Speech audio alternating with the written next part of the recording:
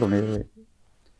நேயர்களே, நாம் இதுவரை திருமணத்தை பற்றி அதாவது திருமணம் என்பது என்ன, அது எப்போது தோன்றியது, அதனுடைய வரலாறு என்ன, அது மட்டுமல்லாமல் அதை நடத்தியவர்கள் யார், அன்று நடத்தியவர்கள் யார், இன்று திருமணத்தை முடிவு செய்பவர்கள் யார், இவையெல்லாம் நாம் பார்த்து கொண்டிருக்கின்றோம்.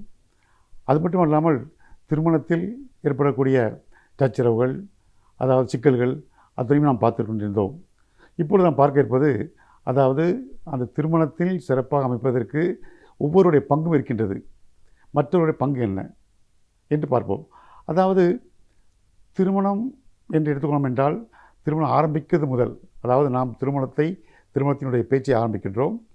அன்று முதல் ஒவ்வொருடைய பங்கும் அங்கே இருக்கின்றது. ஒருவர் என்ன செய்கின்றார், நாம் எப்படி நாம் இதை மேட்ரிமோனி காலத்தில் நாம் அட்வைஸ் பண்ணுவது, எப்படி அட்வர்டைஸ் பண்ணுவது, யாரை சந்திப்பது என்பதுக்கு ஒருவர் பங்கு இருக்கின்றார். அது மட்டுமல்லாமல் அதை எப்படி நாம் அமுல்படுத்துவது என்பதற்கும் ஒருவர் பங்கு இருக்கின்றார். அது மட்டுமல்லாமல் திருமணம் நிச்சயதார்த்தம் நடக்கின்றது. அதன் பிறகு திருமணம் வரும்பொழுது அது திருமணத்தை சிறப்பாக அமைப்பதற்கு, நடத்துவதற்கு அங்கும் சில பேர் பங்கேற்கின்றார்கள். ஆக ஒவ்வொருவருடைய பங்கும் அங்கே இருக்கின்றது. நாம் பார்த்தோம் என்றால், அதாவது திருமணம் சிறப்பாக நடப்பதற்கு, திருமணம் நடக்காமல் போவதற்கு, திருமணத்தை சீர்குலைப்பதற்கு எல்லோருக்கும் அதில் பங்கிருக்கின்றது. ஒவ்வொருவருடைய பங்கும் அங்கே இருக்கின்றது. சில பேர் அதை திருத்தமாக செம்மையாக நடத்துவதற்கும் சில பேர் பங்கிருக்கின்றது. அதை கெடுப்பதற்கும் சில பேர் பங்கிருக்கின்றது. திருமணம் அன்று, திருமணம் நடந்த பிறகும் அந்த திருமணத்தை அதை கெட்டியாக சிறப்பாக அது நடந்தேறுவதற்கும் சில பேருடைய பங்கிருக்கின்றது. அது நடக்காமல் போவதற்கும் சில பேர் பங்கிருக்கின்றது. ஆக ஒவ்வொருவருடைய பங்கும் அங்கே இருக்கின்றது. இருந்தாலும் எவ்வளோ ஒவ்வொரு பங்கு இருக்கணும்.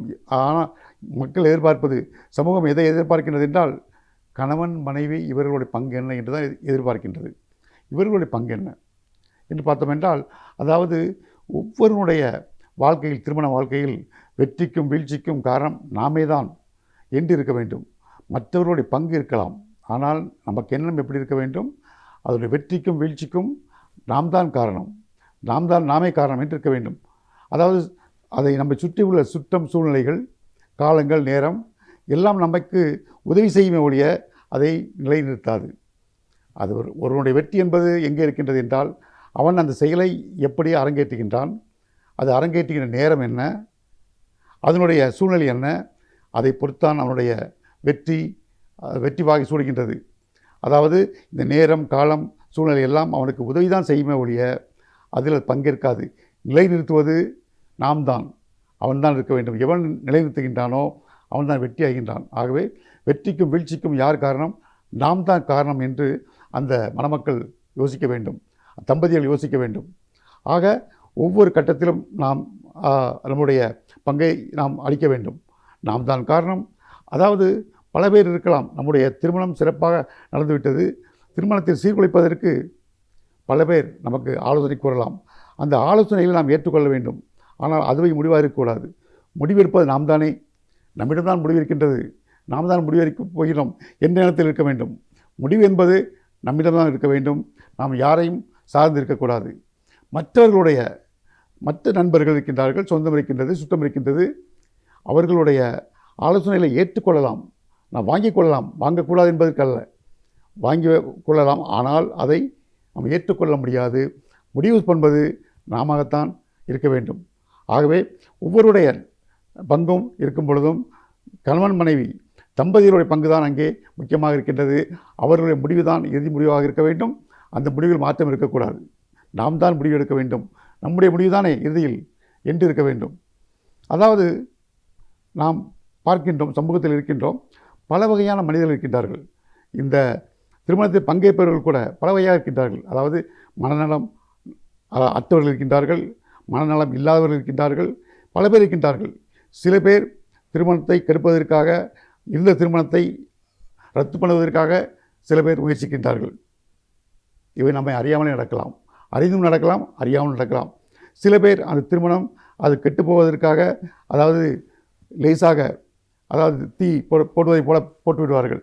அது புகைந்து பெரிய தீயாக மாறும்பொழுது அவர்களை அதை அணைத்து நமக்கு உதவி செய்வது போல் ஒரு மாயை உண்டாக்குவார்கள். அதாவது ஒரு பலனை நம்மிடம் எதிர்பார்ப்பார்கள். அதாவது அவர்கள் தான் நமக்கு உதவுவது போல ஒரு எண்ணத்தை உருவாக்குவார்கள். அந்த அதாவது ஆதாயத்தை அவர்கள் எதிர்பார்ப்பார்கள். இன்னும் சில பேர் இருக்கின்றார்கள், அதாவது வெளியே தெரியாது, மிக சமூகமாக ஸ்மூத்தாக அவர்கள் காயை நகர்த்தி அந்த திருமணத்தை கற்பதற்கு அவர்கள் இருக்கின்றார்கள். இப்படி பல பேர் இருக்கின்றார்கள். அதாவது இன்னும் சொல்லப்போனால் சில பேர் இருக்கின்றார்கள், மனநலம் மற்றவர்கள் இருக்கின்றார்கள். அவர்கள் என்ன செய்கின்றார்கள் என்றால், அவர்கள் நமக்கு தெரியாதவர்களாக இருந்தாலும், முன்பின் தெரியாதவர்களாக இருந்தால் கூட சில பேர் அது ஒரு வக்கரத்திற்காக, ஒரு சந்தோஷத்திற்காக, அவர்களுக்கு எந்த பலனும் கிடைக்காது இருந்தாலும் ஒரு அற்ப சந்தோஷத்திற்காக யாரோ எவரோ என்று தெரியாதவர்கள் கூட அதில் பங்கேற்கின்றார்கள். அந்த திருமணத்தை அதாவது ரத்து பண்ணுவதற்கு, அது கெடுத்து விடுவதற்கு. ஆக நம்ம அறியாமல் கூட, நமக்கு தெரியாதவர்கள் கூட, எங்கோ இருந்து கூட நம்முடைய திருமணத்தை அவர்களுக்கு அது விளையாட்டாக இருக்கலாம், அவர்களுக்கு ஒரு வக்கர இன்பம் தரலாம், ஒரு சுகம் தரலாம். நாம் யார் என்று அவர்களுக்கு தெரியாது. அப்படியும் இருக்கின்றார்கள். அதன் மூலமாக கூட திருமணம் ரத்தாக்குவதற்கு வாய்ப்புகள் இருக்கின்றது. ஆகவே நாம் தம்பதியர்கள் மிகவும் உஷாராக நமக்குள் தான் இருக்க வேண்டும். நாம் எந்த ஒரு காரணத்திற்காகவும் நாம் அதில் பாபுல் ஆகக்கூடாது என்ற எண்ணத்தில் தான் இருக்க வேண்டும். அது மட்டுமல்லாமல், அதாவது திருமண வாழ்க்கை என்பது எதை வைத்திருக்கின்றது? நம்பிக்கையில் தான் இருக்கின்றது. நம்பினார் கெடுவதில்லை, 4 முறை தீர்ப்பு. நம்பினவர்களை கடவுள் கைவிட மாட்டார் என்றிருக்கின்றது. நம்ப வேண்டும் அல்லவா? நம்பினால் தானே நமக்கு பலன் கிடைக்கும்.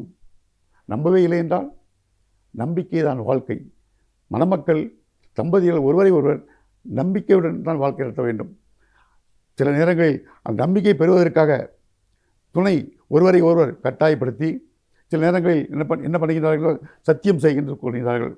அதாவது நெருப்பை வைத்து சத்தியம் செய், இல்லை வேத புத்தகத்தை வைத்து சத்தியம் செய், உன்னுடைய படிப்பை வைத்து சத்தியம் செய், எனக்கு சத்தியம் செய்து கொடு என்று வற்புறுத்துகின்றார்கள், துன்புறுத்துகின்றார்கள், கட்டாயப்படுத்துகின்றார்கள்.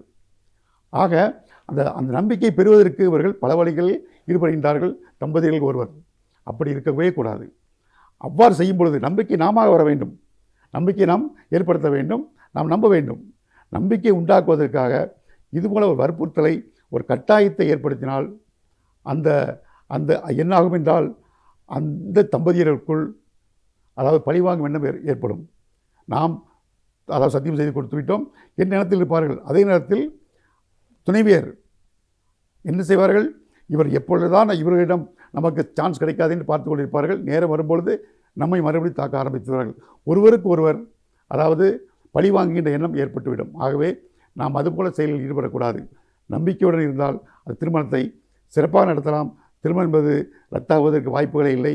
அதற்கு காரணம் திருமணம் வெற்றியாவதற்கும் வீழ்ந்து போவதற்கும் நாமே காரணம் என்ற எண்ணத்துடன் நாம் இருந்தால் நம்முடைய திருமணம் சிறப்பாக இருக்கும், ரத்தாகாமல் நீண்ட நாள் நிலைத்திருக்கும், உறுதியாக இருக்கும், நிரந்தரமாக இருக்கும் என்று கூறிக்கொண்டு விடைபெறுகிறேன். நன்றி, வணக்கம்.